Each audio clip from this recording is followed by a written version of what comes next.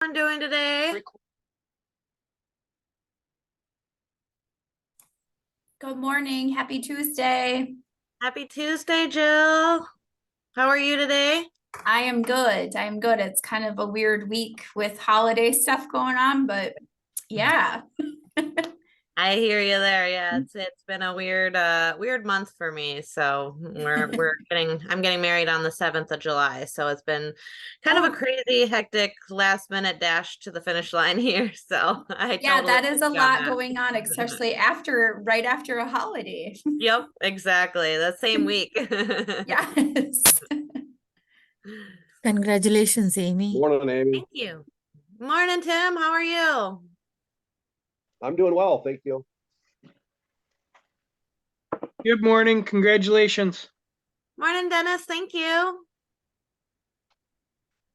Morning, Amy, and congratulations to Morning, Grace. Thank you so much. Yes, congratulations. Thanks, Big days Becky. ahead. Good morning. Good morning. So, as we usually do, start off with any buyer needs or any listings coming up. I have a listing coming up. It's a huge bargain because the seller is willing to lose money on it. I don't understand why. She doesn't understand the value of her property, but it's in Taylor's Falls, and it's only about a block away from the river. And the house needs to be demolished, but it's half an acre, and she only wants $30,000. You can walk to that root beer drive-in, and just a Mhm. couple blocks down, there's cabins for rent. It's like she could build a cabin and just rent it out, and Yeah. it's also zone multifamily, so you could build um like a couple units there and rent them out. It's a fantastic area. People are always looking for places to rent because the state park is nearby. And so, anyways, it's coming on the market Friday. Nice. Hmm. Could throw a couple What is cabins. the address? Can I get the address? Sure. It's 636 Hazel Alley in Taylor's Falls. 6360. And it's only $30,000. I mean, the tax value is 65,000 for that property, and she's willing to take a big loss. So I told her, I said I should list it for at least 60. She said no, 30. I just want to get rid of it. And I said okay. And there's also a trailer on the property that she doesn't want anymore. So you can like sell that trailer if you want for extra money. How Grace, big I'm is the gonna lot? reach out to you because this might be something that the Minnesota home guys could probably just buy outright cash, because this sounds like a property that we would deal with. Okay. So Even though it's I'll a reach out to you okay. today, and we'll see if we can get her an offer. Okay. Sounds good. I was planning to do a coming soon, like starting maybe today or tomorrow. So just want to let you know it's going to be advertised early.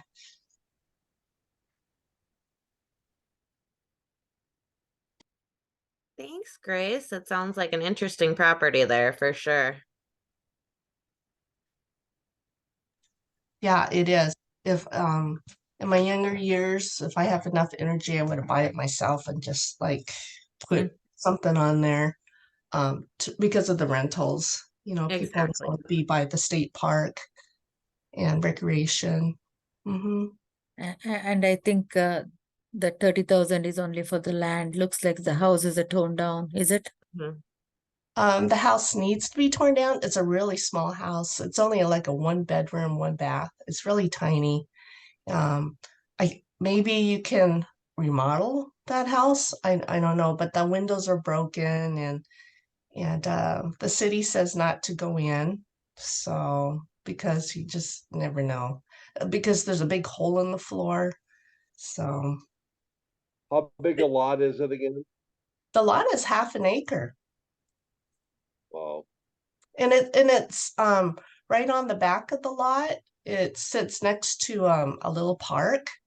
So it's kind of private, to tell you the truth. Surrounded by trees. So medium coverage for trees. It's private. And the last house that sold was like in the 300,000 range. So you could build a house, at least get your money back. Mm-hmm. It's just amazing to me that she just wants to get rid of it at 30 grand. I mean, that just What doesn't make any sense. I know, well, I think she has let's see, anxiety issues, put it that way. So she's my sister-in-law. So Okay. we're handling her estate. She can't think very well, even though we tell her it's worth more. She said she just want to get rid of it. She just doesn't want to do anything. She can't handle a lot of things, put it that way. Good. Very good. Any other listings or buyer needs coming up? I have a listing that's coming up, that's coming soon. It's a townhome in Egan. So it's we're priced at 445. So it's an upper scale townhome there. Very nice. How many bedroom, how many bathroom? It's just 1 bedroom up and 1 bedroom down. Okay. So, nice place though. They were built in 2006. It's kind of near the Egan or the Rosemont Timber Grove Okay. Egan intersection down there. Very nice.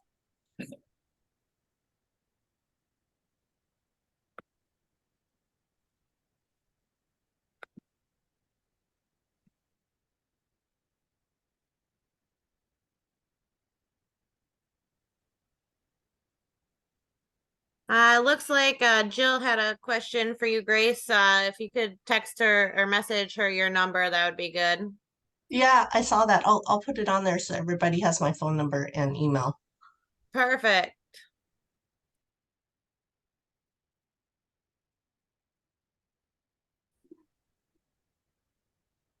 Do we got any other buyer needs or listings coming up?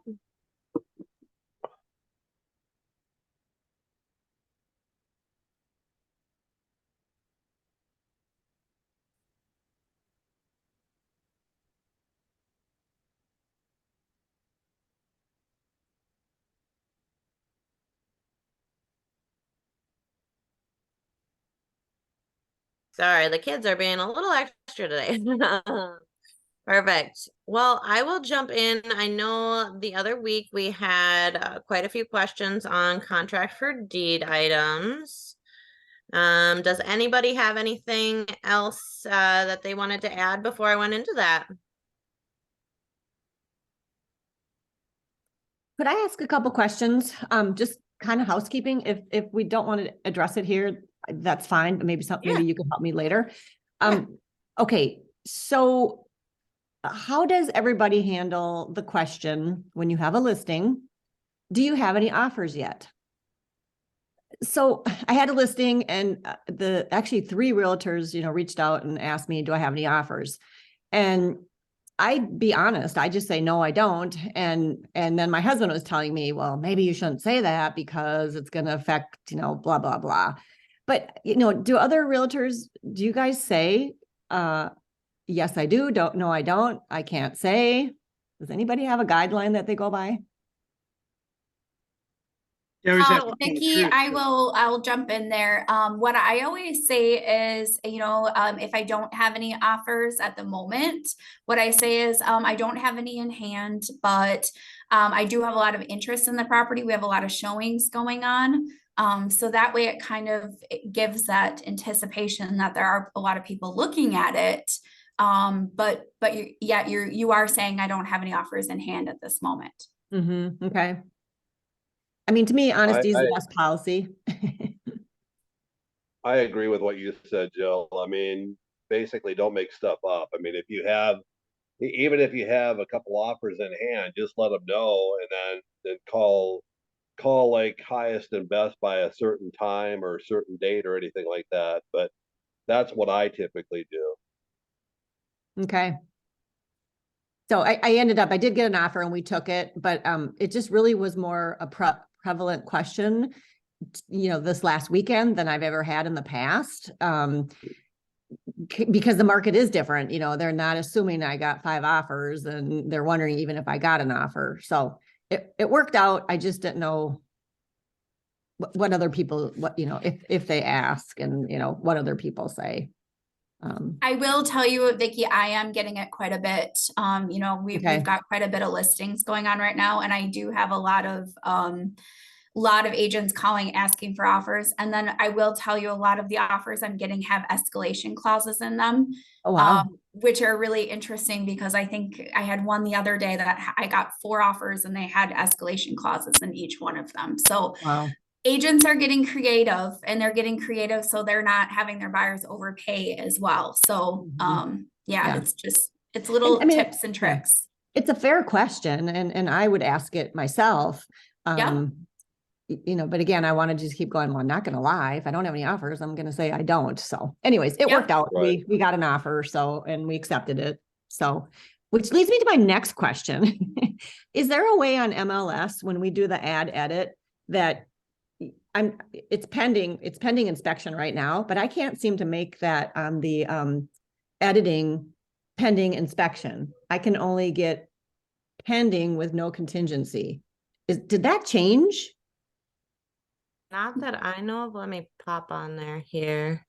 And obviously, I had to put the buying agent information in there, which is great, but it's right now it's pending inspection, but I can't get it to But trigger it's truthfully not pending. It's contingent on inspection. Yes, Yep. exactly.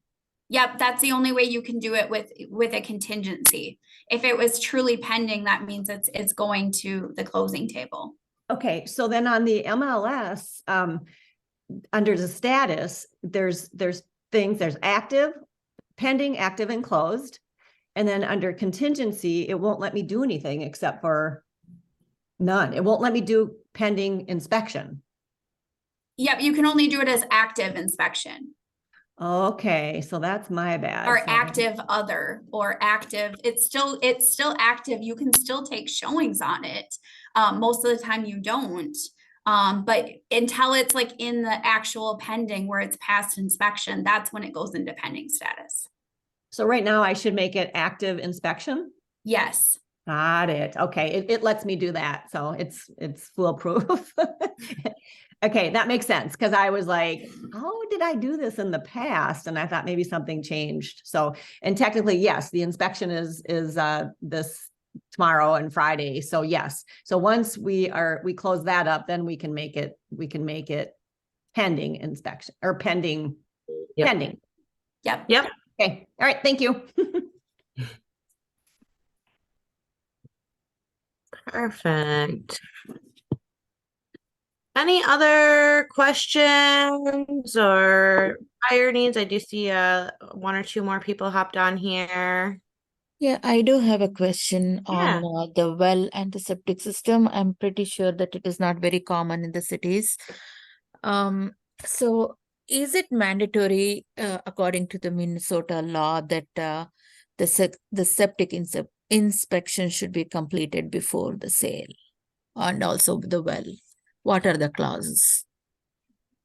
It's all dependent on the transaction. So some of the certain municipalities will require it. It's all dependent on the home. I don't think it's a Minnesota wide thing. I think it's more the specific areas. Because I Okay, know LeSueur County specifically I work in, they do require a septic, and they require a specific septic as well. So you would just have to look into the city website, and that would explain everything for you. Yeah, I think Washington County is the same, where you have to have an inspection and you need to test the well water as well. So I need to call the city to find out what kind of compliance they need. Yeah, what city is it? This is Meeker County, Meeker County? Watkins. Yeah, because typically you could either call, or you could just Google Meeker County.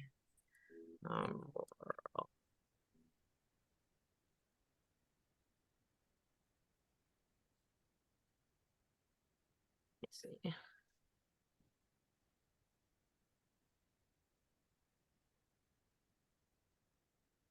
Sometimes you got to search a little bit, but yeah, if you just do like Meeker County property transfers, or kind of just go on their website and kind of go through there.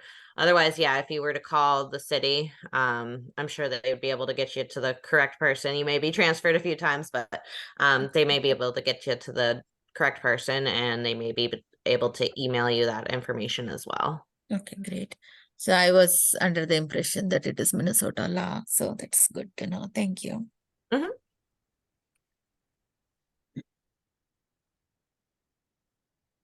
Any other questions or anything else? Oh, All hey, Can I ask one more question? Yeah. When I was with my previous broker, I was under MAR. And it's my understanding that when I went to NRG, we're SPAR.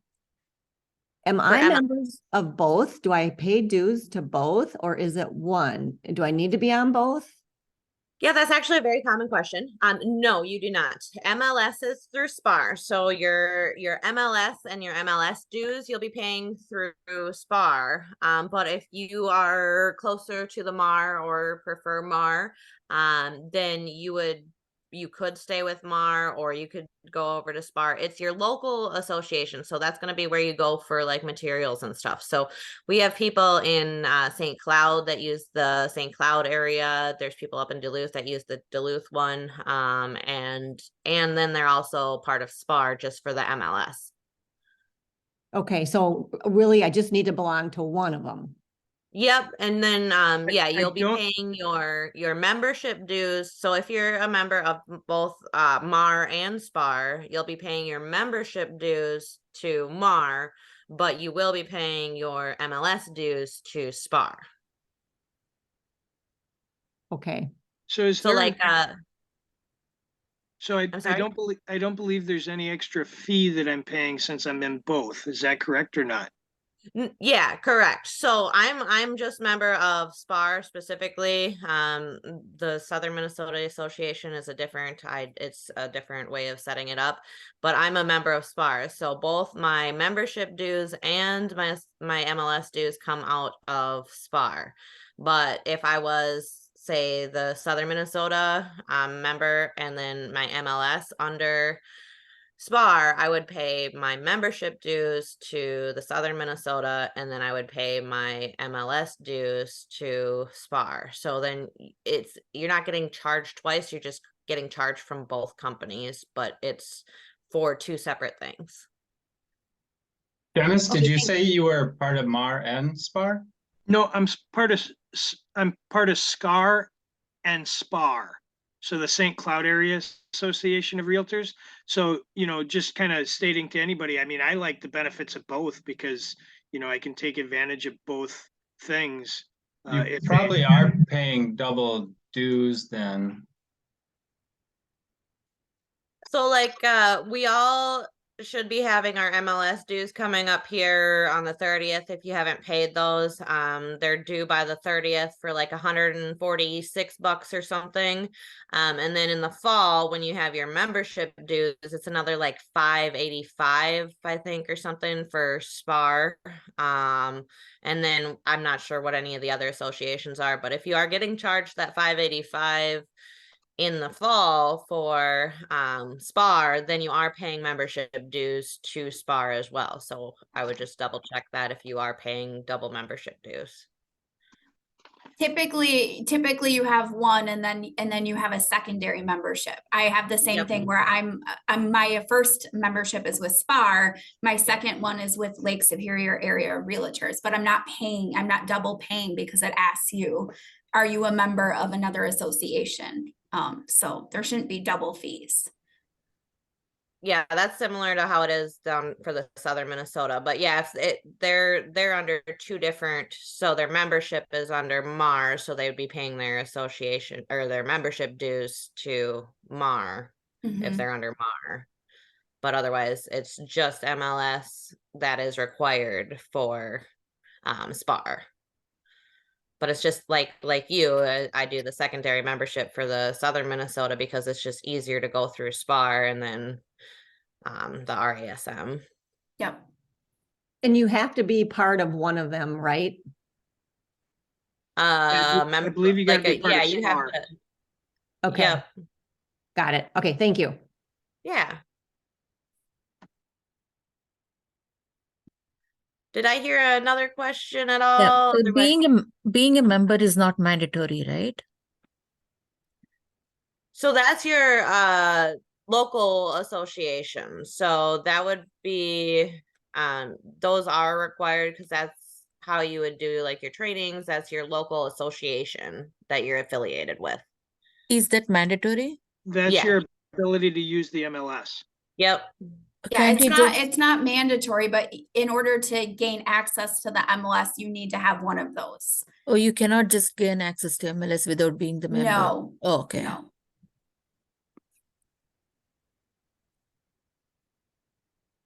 Perfect. So yeah, we've been having a few questions about contract for deeds. So I will pull up my screen here.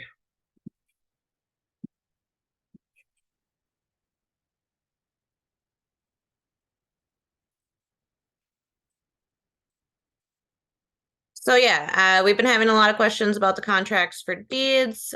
So it's under the transaction desk are all of your forms. So if you sign into the matrix and go to that go to the forms, they're all under there. They're going to be under the forms here. And there's you would fill out the purchase agreement as typical. So the purchase agreement here. So there is a space on there to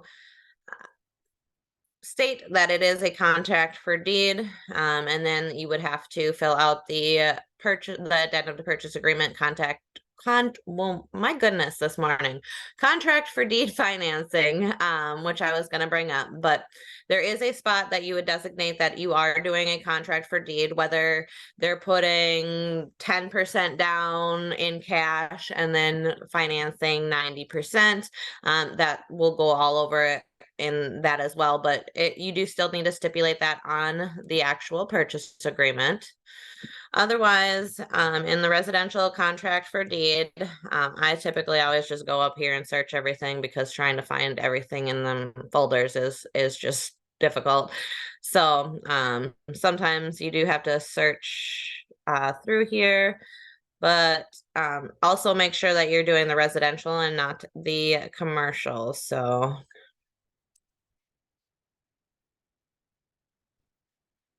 I had it.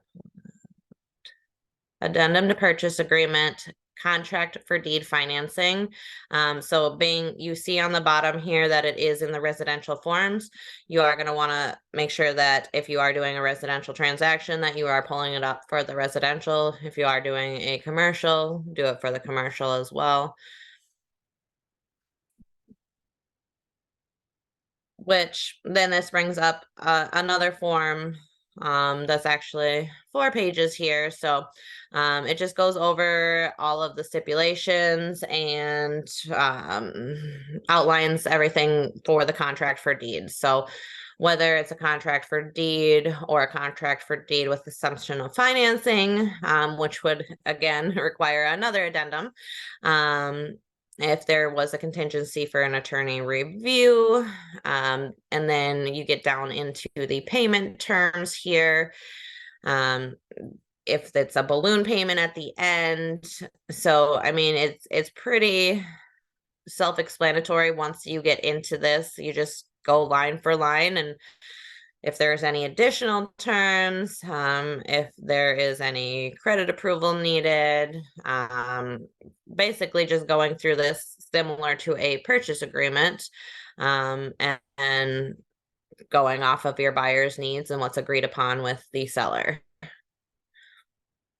And then adding that to the purchase agreement, and checking the box on the bottom. There is also another spot on the bottom that you would also need to make sure that you are checking, just so they know that they are looking for that addendum. I will bring it up here and I will show you here.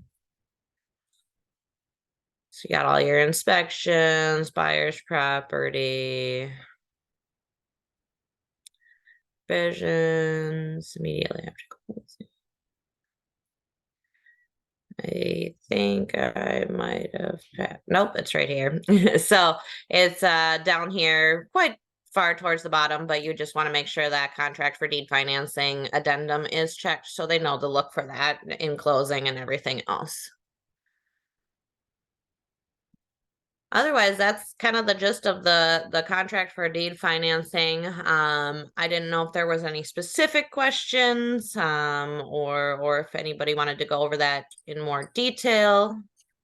So the closing happens like a regular closing. Yep, so the closing would act like a regular closing, and everything would close out, and then it would be recorded that it's a contract for deed. How about the disbursement of the commission? It would go as a normal transaction. So, and what if it fails, if they don't do the balloon payment, or if the contract to deed is not going to work out after like few months? Would you Oh, if still they're defaulting on their contract for defaulting? deed, Yes, yeah. Mhm. yeah, then it would go to court, and then it wouldn't do anything for you as a real estate agent. It would be on the contract, and then it would go into a court case. So like we as a realtor are off the hook. I guess I don't understand. Means like we don't have to do anything with the defaults or anything at all. No, you would, I mean, it would be similar if someone was to buy a house and not pay their mortgage. They Okay. start the foreclosure process and everything else. It's once you're helping them all the way up to that closing. They may have a couple questions afterwards, but it's just nice practice to answer them if they are, but otherwise you're not really required to, unless it's something mandatory. Okay, thank you. Yeah. Amy, this is Lynn Condos. I have a question Good morning, regarding. Lynn. Good morning. I am glad I could attend here today. And I have a dental appointment. I'm gonna have to go, but there are a couple of questions I have for you regarding the contract for deed.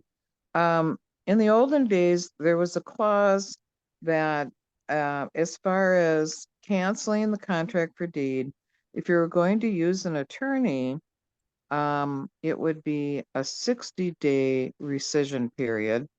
If you were not using an attorney and doing it yourself, it would be 30 days.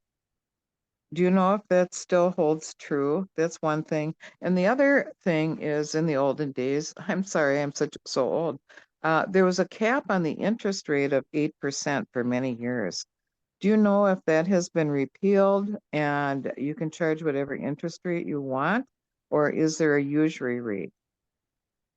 I am not sure on that. I know, because I just looked at it. I know that for rentals, it is at that 8%. But as for homes, I am not sure on that. If anybody else has any input on that. Come on, somebody, give me the answer. Otherwise, I I don't can. know about the because I actually do quite a bit with contract for deeds, but I don't know if there is a cap rate on it still. I will tell you the 30-60 day thing that you were talking about, that has to be built into the contract itself.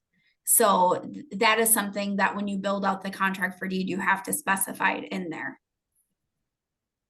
Is there a check, Jill, to do that, or No, that's just part of the actual, like when an attorney needs to draft for the contract for deed. That's Okay. not in like our purchase agreement. That's separated out in the contract for deed itself. This is just basically like the purchase agreement and then the financing piece to it here. Like what you would put here is like the payment terms, monthly installments, that kind of thing. But again, the purchase agreement isn't going to get brought up in court. The contract for deed itself is going to get brought up in court if you ever have an issue. So that's where you want to make sure everything's correct in there. Right. But usually there is, on the form, there used to be a check blank where you checked either attorney or pro se. There is a form, not on the purchase agreement. If we go back to that, it basically asks if you are referring to an attorney to draft it for you. If we go down, contingency for attorney review is on there. Yes. You would put yes or no. So is an attorney going to be looking at this? Are they drafting it for you? You basically put yes or no on there. So like I have one that I'm actually working on right now that the attorney is actually doing the contract for deed and everything on it. So I've checked yes on this because they're the ones that are going to be drafting everything.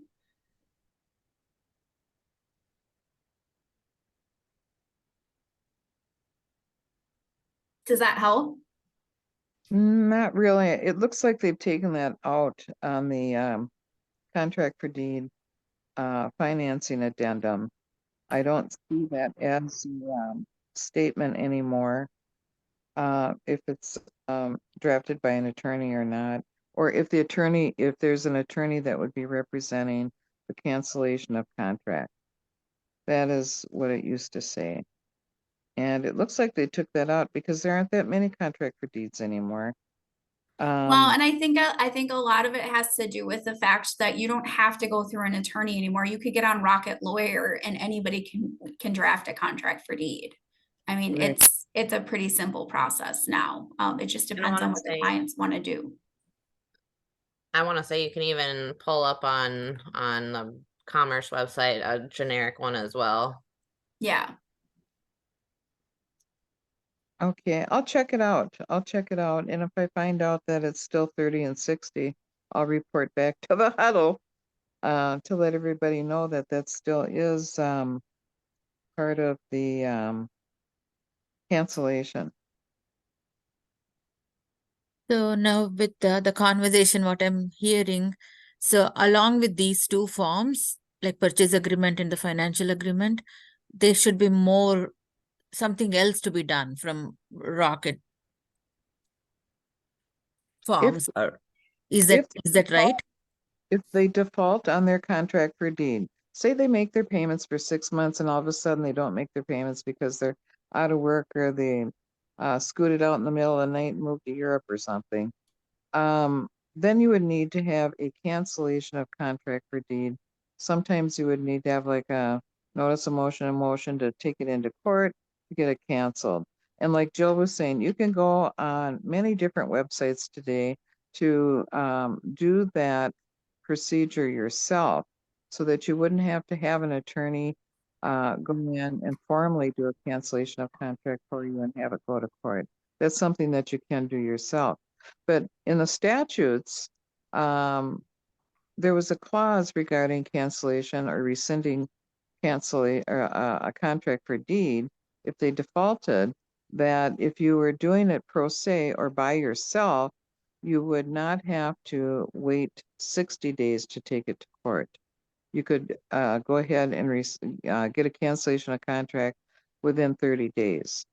If you hired an attorney, there was a statement in there that you would have to wait 60 days before you could go to court and get them out of there if you hired an attorney.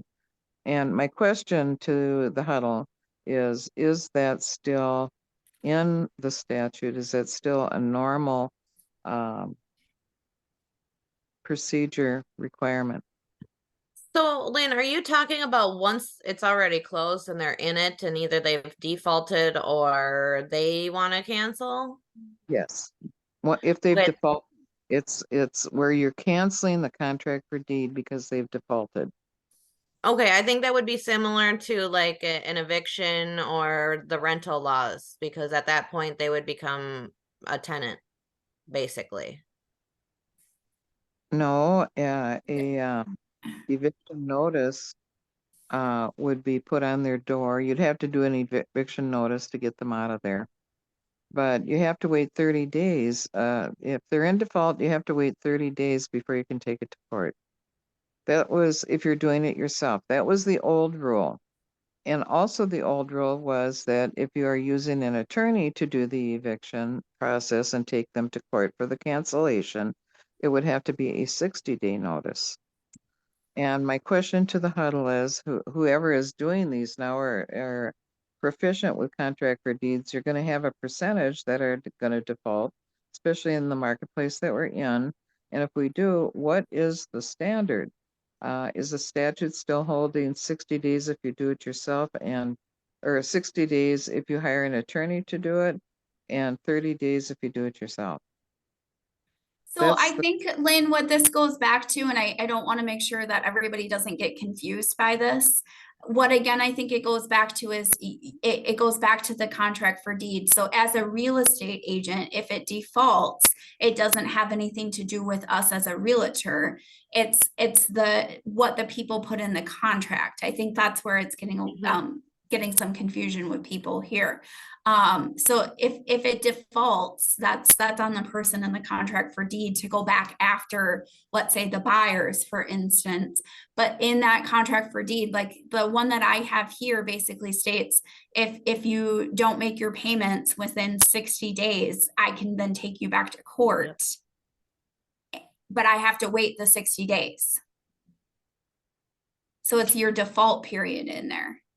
Yes. But that's part of the contract for deed itself, which again, I would say you could definitely do through like a Rocket Lawyer, or you can do it through an attorney. We're not attorneys, so we can't, I don't think we can answer that question because that's not our specialty. But again, that goes back to the contract for deed itself, nothing to do with a real estate agent. Yeah, it's whatever's written into the contract, and then it would default over to an attorney for any questions further than that. Because it really wouldn't fall back on us. So I think would defer the it to an statute that attorney. you're talking about, we would have to look up that statute. Which I guess I'm gonna go back and I'm gonna ask an attorney friend that I have if they can look up that statute, because I don't know it off the top of my head. You know, along with those two forms, there is another form which is called important information about contract to deed. In that, it talks something about the provision of Minnesota statutes in line number 35 and 36. Maybe that's what we are talking about. It could be there in the statute.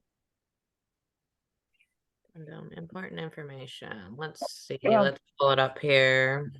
I'll share this back up here. Search for deed, it comes up. Yep. I got it pulled up here. So yeah, as she said, there is that form that says, it literally just says important information about contracts for deed. It looks like it was revised back in 2014.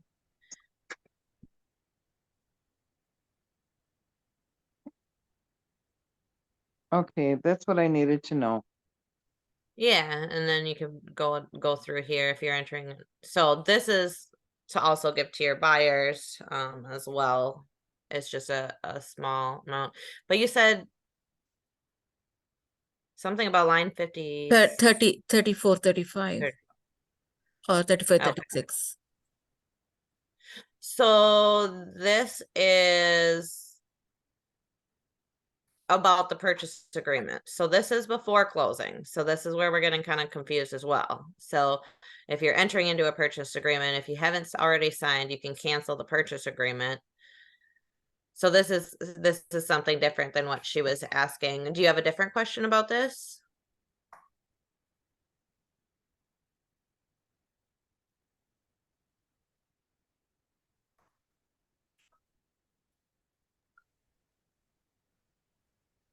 I guess to kind of simply put it, so if it's before closing, you would just cancel it out as a typical cancellation. After closing, it's nothing that we would really do. It would be something that the buyers and sellers would work out either through litigation or court in their own ways. And it's usually whatever is written into the contract.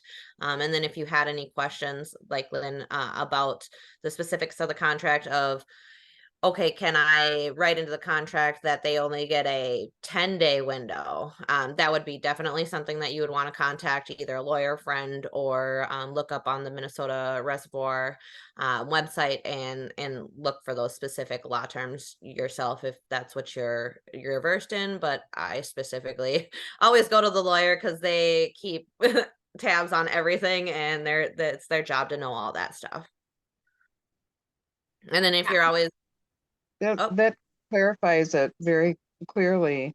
With the cancellation after closing, the buyer and seller need to deal with it. And if they call you, the best response would be to have an attorney handle it.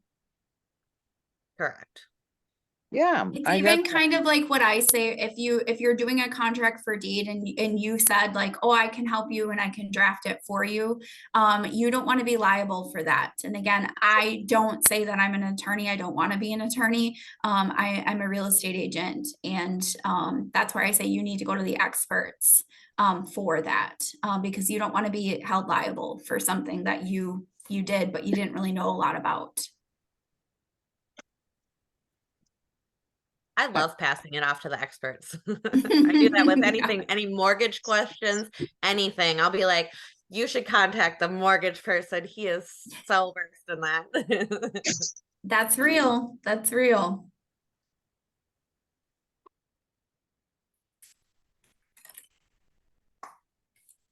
Do we have any other questions on the contracts for deeds at all?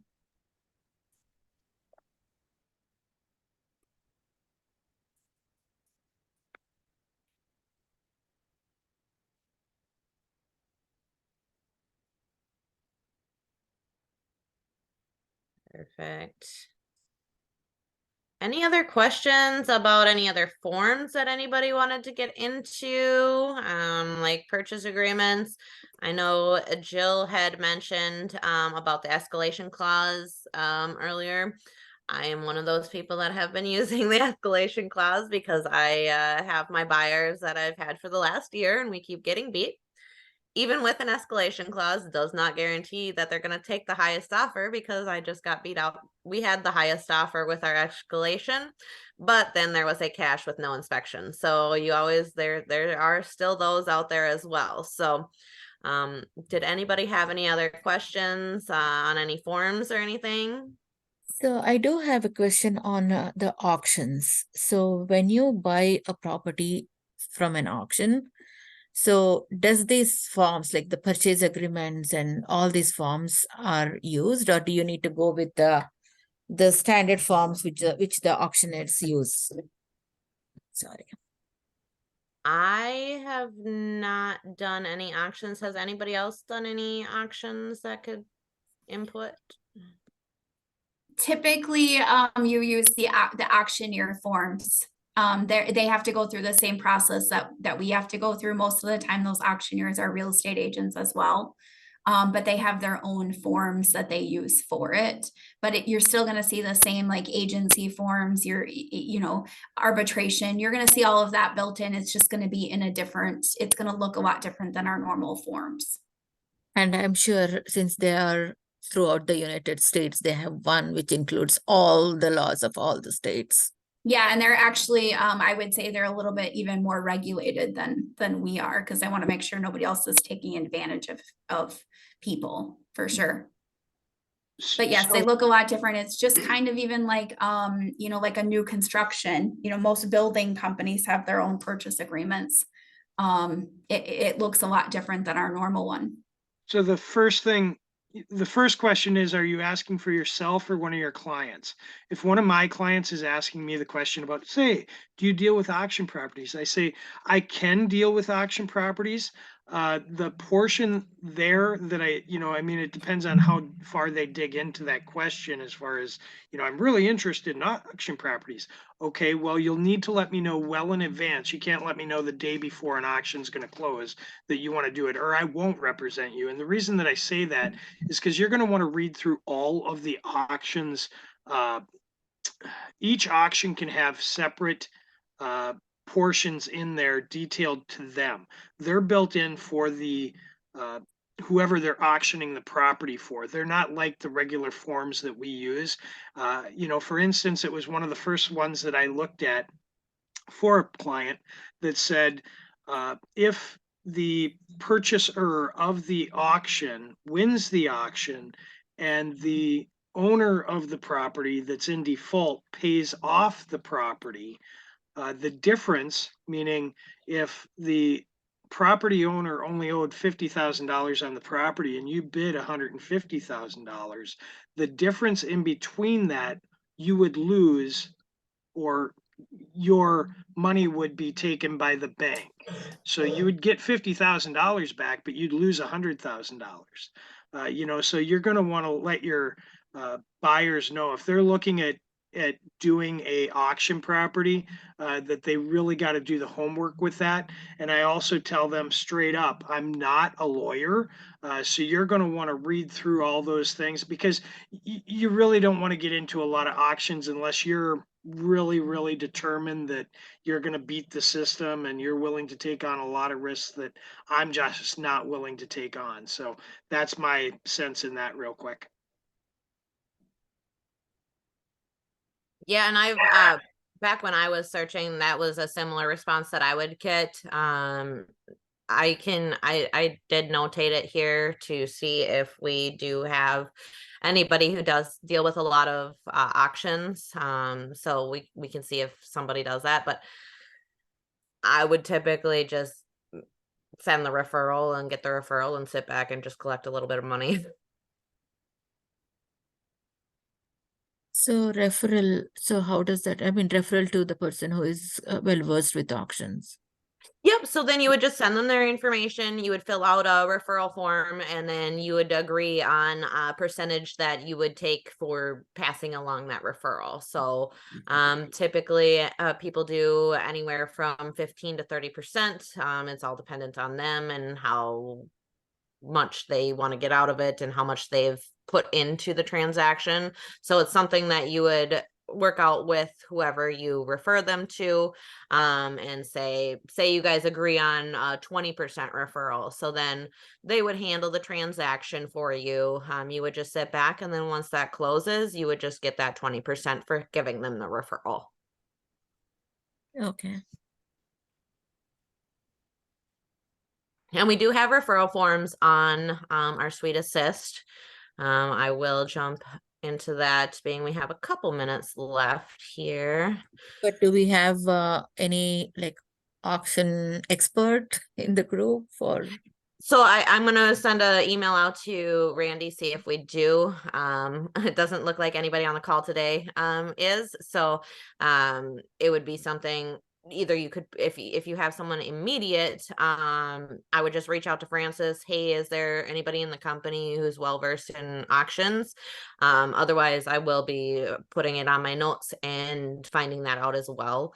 Otherwise, if you are on the Facebook page, definitely put it on there. Hey, I have a few questions on auctions. Is there anybody on here that is familiar with that could answer a few questions for me or help me out, interested in a referral?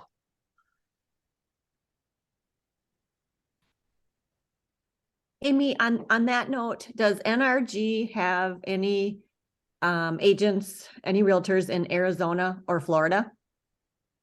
Florida, yes. Okay. And that would be on NRG 100? I'm sorry? Would that be on NRG 100, that website? Yep. Otherwise, if you email Francis, say, hey, I need a referral for an agent in Florida. He can get you who is active and who are like a list of people who would be able to help you out. Okay, perfect. But not Arizona. Do we have anybody in Arizona? I don't think so. Okay. Okay. Yeah, thank I had a friend who was buying a place in Florida, but there was just one agent all in Florida. So, and he was too far away from where she was buying the place from. So I had to pass it off. Okay. And this was like few months ago. So things must have changed now. Yeah, I know Jeff Kent Schneider runs it down there. I'm not sure all the agents, but like I said, just email Francis and he'll be able to get you either a list of the agents or a way to get referred to someone down there. Great. Thanks. Yeah. And so I was just gonna show the referral form here. Once you get into Suite Assist, it's right on the, where are you? Office Docs. And it's right up top, nice and easy. So there's two forms. So there's either the standalone form that's opening here.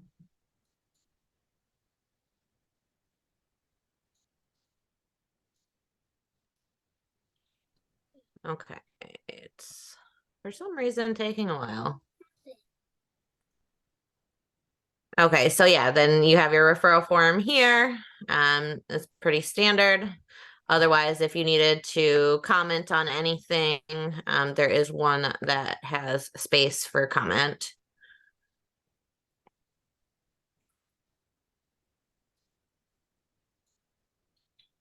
Oh, that one just looks like I'll have to have them.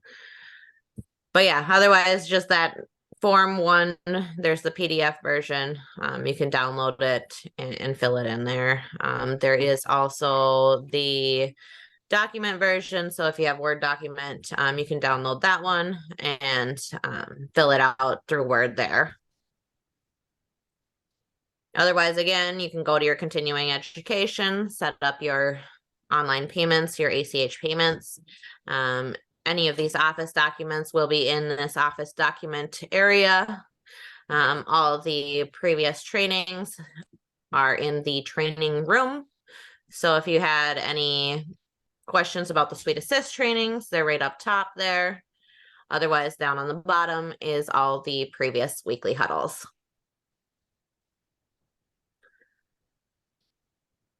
Otherwise, do we have any other questions about anything?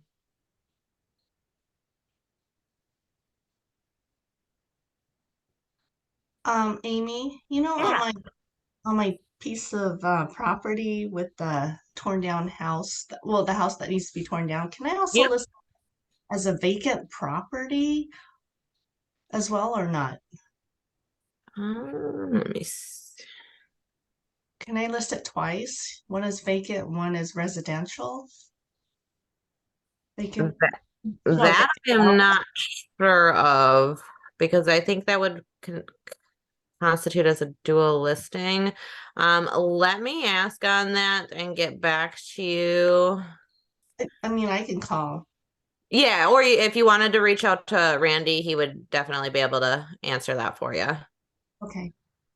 Grace, on another note, I was showing one of the properties which was similar to yours in Delano, and before showing, they wanted me to sign the disclosure Yep. saying that, yeah, just a thought for you.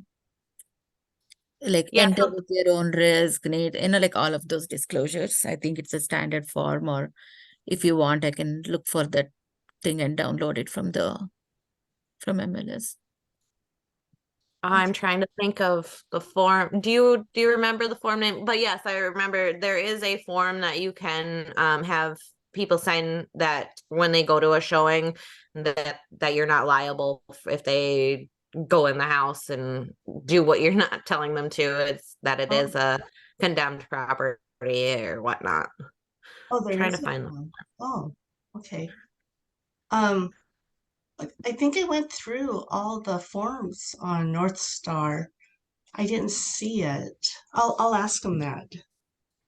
Yeah, I don't know exactly, but yeah, I've seen the form as well. I don't know if it's a brokerage specific form or if it's a transaction desk form. I can try to look for that as well.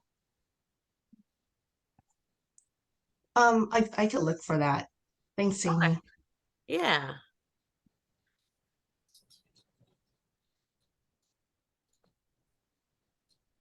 Anything else that we have to add or any last minute questions? We got about 5 minutes left here.